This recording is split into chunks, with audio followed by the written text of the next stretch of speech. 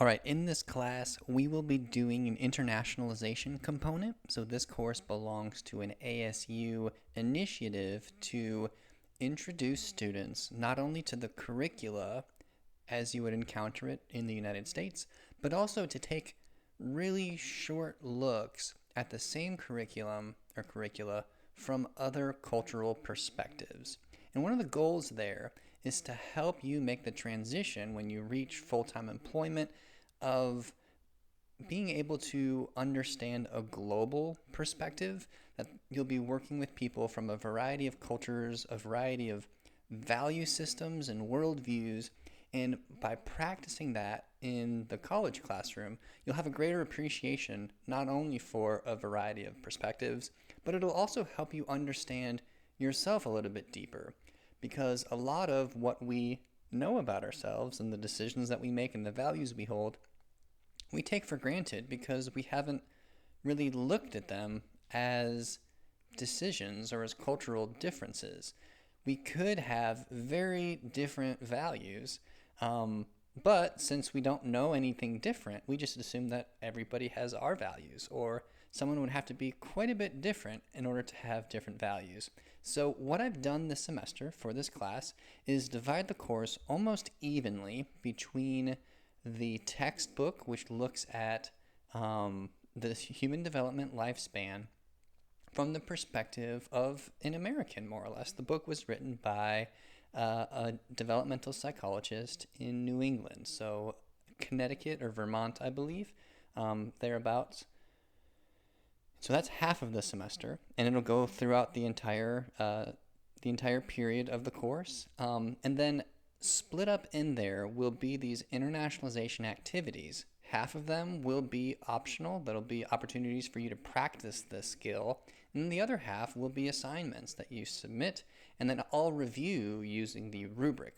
And what I want to do with this video is take you through an example using the rubric so that you can see how to shape and develop your internationalization responses in order to achieve the objective. So I'm pulling up the rubric here. So I'll pull that here so you can take a look at it. And I've got a question that'll be very much like one of the questions you'll be asked in the activities, in the assignments, so the practice activities, and then the actual assignments you'll submit for a grade. And then I'll give you an answer that's a 0, that's a 1, 2, 3, and 4. So hopefully by the end of this, you'll get a sense of how to interpret this rubric so you can use it, so you can give me level 3 and level 4 answers. By the way, I don't expect any of you to be at level 4, but it's a great target. This is very difficult. It requires probably a year or two of practice, of getting into the habit of looking at things this way. And so that's going to be an A+, and then the 3 is going to be an A. 2 is going to be a B. So if you get to a 2 level or you're there already, you don't have anything to worry about. You can just take your B and not have to work very hard at this. But a lot of you are going to come in with a 0 and a 1, and that's not because there's anything wrong with you. It's just because you've never been asked to look at yourself this way. So there are 3 internationalization objectives. I'm only going to ask you to demonstrate one of those with these responses, and that objective is having knowledge of your own cultural beliefs, values, traditions, customs, and so on. So being able to look at your own self, so just you, it's very personal, but look at yourself from a third person, more objective perspective, almost like you're stepping outside of yourself and you're looking at your life and the kind of perspective that you have and where it came from, as though you're a scientist or maybe even an alien who's meeting you for the first time. So you're not taking anything for granted. So the very lowest level, the 0, you won't demonstrate any of this skill. And then the farthest, number 4, farthest level, you're really good at this skill. So let's take a look at an example. So here's the question I came up with, and this is not one that you'll have, but it might be useful to kind of model your answers after, possibly. So the question: how does college factor into your development as an adult?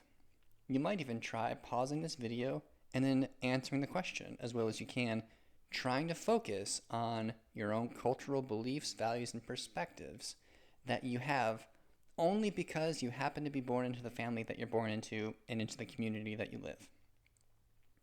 All right, so level 0. This is showing no awareness of cultural rules and biases. Here's a sample answer. College is what a person does after high school and in preparation of a full-time job. Note how in this answer, the student, the person, me, assumes that it's a fact. You just go to college after high school. There's nothing else to think about. Without recognizing how that assumption reflects a lot of cultural beliefs and values from a very specific community. So there are some regions, even in the United States, where it's not assumed that you go to college. Some communities assume you go to the military, or you work full-time in the factory, or like you go work at the Mars plant if you're living here in Dougherty County. So that's a 0. And I think a lot of you who don't review like this process or the different levels are going to give this because you're used to just kind of writing an answer that's so many words and the professor's just going to check, make sure, okay, you answered it, full credit. I'm going to assign this no points, just so you know. I'll congratulate you for answering the question, but you won't receive any points for it. No, I take that back. You'll receive the minimum number of points, which would be about half, so it'll still be an F. If you submit nothing, that'll be no points. So actually doing this is something, you'll get half the points. Moving on. Here, if the 0 is what you're used to, the kind of answer you're used to giving, or you give most naturally, this is going to be a challenge. All right, so a level 1 shows minimal awareness of one's own cultural rules and biases. So it's not just assumed that you go to college. It's assumed you go to college because college is valued in our country. We value a good education and the hard work it requires, which is rewarded with good jobs and security. Notice this is a belief system, a belief that if you get a college degree, you will earn a higher paycheck. You will earn more money, a better job. But for a lot of people, it doesn't work out, especially millennials in my generation. A lot of people got college degrees and wound up working at Starbucks or at the grocery store, just working any job. So they were underemployed. They had a degree that merited them a much higher paying and more responsible job. But that doesn't mean you're guaranteed it with a degree. So other countries might value different career paths. Notice there's acknowledgement of different cultural value systems, but there's no real understanding of the alternatives. And the underlying assumption here is that our country has it right. So yes, it is a value to go to college, but the value is for good reason, because you're like guaranteed a job. So while this is a step in the right direction, there's a lot of undersights and oversights. And then the underlying assumption is my culture is the best culture and everyone else is wrong. So we're headed in the right direction, but there's still a lot of room for improvement, which brings us to level 2. Notice how the answers are getting longer, but don't be convinced that the longer answer means a higher score. Everything that's added demonstrates different aspects of the learning objective. So remember in the first one, it was just, here's my reason. The next one is, here's my reason and some of the context. So now we're just adding more context. And of course, that's going to require more writing. But we could write a whole essay and keep it to just assumptions that this is the way it is, and anyone else who doesn't do it this way is wrong. And that would still qualify as a 0, even though it's 500 words, 1,000 words. So don't be fooled into thinking that length achieves all of the parts of an objective. So level 2. This is where a student identifies their own cultural rules and understands the biases, but prefers their value. So there's a little bit deeper understanding and acknowledgement of their perspective, where it came from. But the assumption is, if anyone else had the same or time to think about it, they would draw the same conclusion. So not only is it culturally informed, it's also correct. So here we go. There are many paths to take for development as an adult. Oh, how open-minded. Getting married and having kids, working a full-time manual labor job, or going the more traditional route and getting a college degree. Note, College degree is considered the traditional route here. There's a bias there that goes unacknowledged. Each path has its merits. And this is true for me. My family and community place high value in a college education, and these individuals receive the most respect, appreciation, and responsibilities. It is also the hardest path and the one with the best rewards, more implicit biases. I have nothing bad to say about getting married right away, but it just isn't or wasn't for me. To each their own. Note how there's this the narrative is one of open acceptance for all different cultural belief systems and values, but there's a little bit of judgment against people who don't get a college degree because, well, that's the real test of a person's character according to this sort of response. So, not a very we're beyond a level 1 and certainly beyond a level 0, but this person, and I wrote this as an example, but this person is pretty self-absorbed, and they feel like their perspective is the best perspective. This is called ethnocentrism, the belief that one's own ethnicity, culture, value system, even religion is preferable to all the others, and even is like a little bit better. And so being able to see it as one among all of them of unequal standing is very difficult to do, and we only start to see it at level 3. So I'm sorry the formatting here isn't very good. Looks like it started halfway down the slide. But level 3, a student recognizes new perspectives about their own cultural rules and biases. So not only is the student taking a perspective of their own culture and perspective, but they're taking an alternative one. So looking outside, how might someone who was born in South Africa, who grew up there and understood their culture, moving to the United States and looking at me, what would they have to say? Or even someone who grew up in an indigenous village in Australia, who knows that culture and takes that for granted, comes here and looks at me, what are they going to say? Let's have a look. In my family and community, a college education is an important accomplishment, and it sets a person up for success in their career. Part of my value system and cultural value system. But it wasn't always this way. Even 50 years ago, it was not unusual for couples to get married in their late teens, work at a business or factory, and buy a home together, which was once the American dream. But today, this hardly seems feasible. To afford a house at all, American adults increasingly need to live in dual-income homes or make significantly more money than the mean household income. College isn't so much a sign of distinction as it is a requirement. Unfortunately, this generally comes with a huge burden of debt. So notice, I didn't look at this from an Australian Aboriginal perspective. I'm looking at it as though it was an American who lived 70 years ago, looking into the future, looking at like, why does everyone have to go to college? Why don't you just get a job and buy a home? Well, there are cultural value systems that prohibit that. And part of that is consumerism. So continuing, and notice I have an ellipse here because there's a lot more that needs to be said to complete this kind of a post, this kind of a submission. And this is to say nothing of the expected lifestyle and consumerist values that come with completing a college degree. The idea of achievement being the car you drive, the size of your house, the neighborhood you live in, where your kids go to school, all of these things are consumerist values, but they've become synonymous with American values. So there's a consumerist ethic at the heart of getting a college degree. Why? So you can make more money. Why? So you can buy nicer stuff. Why? So you can live higher, maybe higher than your parents did. That's almost like a sign of achievement or success. But that's tied to consumerism. So obviously there's a lot of criticisms that are very close to this kind of response.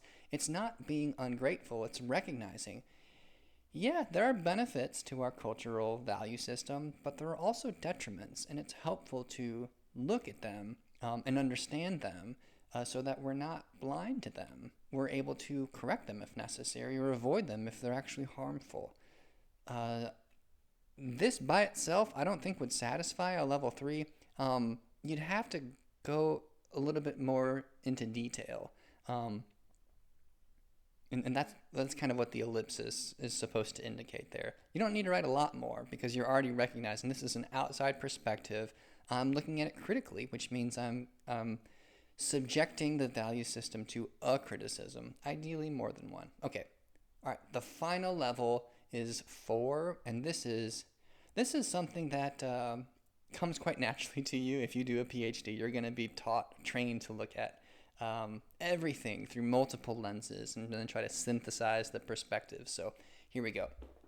A person articulates insights into their own, so articulates insights, not just thoughts, not perspectives, but actual insights into their own cultural rules and biases, seeking complexity, looking for the uncertain, looking for the gray areas and making sense of it, aware of how one's own experiences have shaped one's perspective. So accepting that my viewpoint is a combination of what I've learned and what I've had the advantage of learning, and that some people may not have had all of the advantages that I have, and I should consider myself lucky for that. And it's not because I've worked harder, simply because I've had more advantages than other people. Just like you've had more advantages than other people, even though it may not behoove you to admit that, yeah, you've had advantages that not everyone in the world gets. So here we go. I grew up in a family where college was the expectation, and this is true. I never gave it any thought. In fact, I actually tried to drop out after a semester. This is true. And my parents wouldn't let me, even though I was paying out of my own pocket. So it was you can't ever come home again sort of thing. We won't support you emotionally. We won't provide you moral support. I bet they would have, but it was very clear they didn't support that decision. So now I have 3 degrees, including a doctorate. So if it was up to me, I probably wouldn't have finished college. All right, so there is a certain amount of cultural capital that the doctorate has afforded me. Educated people, who tend to be more powerful in my society, hold the doctorate in high esteem. So when I meet someone who's a lawyer or a physician or even a politician, and I tell them that I'm a PhD psychologist who's a full professor, and I've written 7 books, all of those things have cultural capital, and people look at me like, oh, wow, that's pretty impressive. But that doesn't mean that everyone finds that impressive. It only happens to be people who have bought into the system, who think it's important to get lots of degrees, who find it valuable. Some random person I meet on the street won't care, and I don't think they should care. All right, so the doctorate has worked for me, but there are plenty of people for whom it does not work out. So would I do it again? That's another question for another day. Pursuing a PhD does not guarantee you financial success. For every PhD who graduates, this is true, another PhD student spends the same amount of money but never graduates. So winds up with $150,000 in debt, possibly, or even $300,000 in debt with no degree to show for it. For every PhD graduate who gets a full-time, well-paying job, there are about 6 who graduate and never realize the job the PhD can afford them. So just like someone with a bachelor's degree working at Starbucks, you have people with PhDs working jobs designed for master's degree holding or bachelor's degree holding students. So they're underemployed. So they got all this debt and they don't have the jobs to pay for them. I'm very fortunate to wind up in a tenure track faculty position. They're very rare among people who are qualified for them. So all of this amounts to higher and advanced education as a system of cultural goods, not unlike a department store or automobile dealership. But it seems like the cost of the college degrees often exceeds the value you wind up getting. The system, in my opinion, based on the perspective I have by looking critically at college as preparation for future life, is not sustainable. So does that mean I would do it again if given the opportunity? Well, that's not part of this question.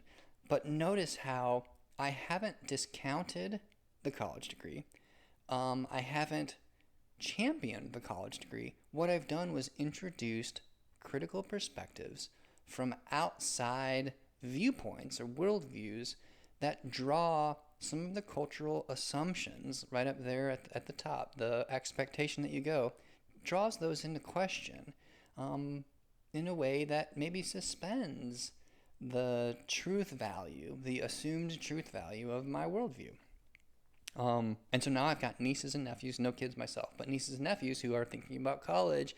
And I'm wondering, like, okay, like, I know that it's prized in our community, but let's look at it from a couple of other perspectives. Very different from college is what a person does after high school. So I don't expect you to do it perfectly right away. And I've created the practice assignments, so the practice responses, I think I've called them, in the discussion forum for you to give sample responses, keeping in mind that this is the goal. So even if I don't say, remember to articulate your insights into own cultural rules and biases, that's the expectation. So always keep those competencies, those examples in mind when you're answering the questions. I'll give you feedback on everything you post in the discussion forum. I'll even give you feedback in your assignment submissions, but once you submit it in an assignment folder, you won't be able to make revisions. So the real practice will be on the discussion boards, and that's going to be public, so keep that in mind. But I'm making it public so that other students can benefit from your example. And so you're not the only one learning. Other people can watch your question, read your example, maybe give their feedback, and then read my feedback for your submission. I hope this is thorough enough to be useful for you, and I'm looking forward to seeing how this outcome develops this semester.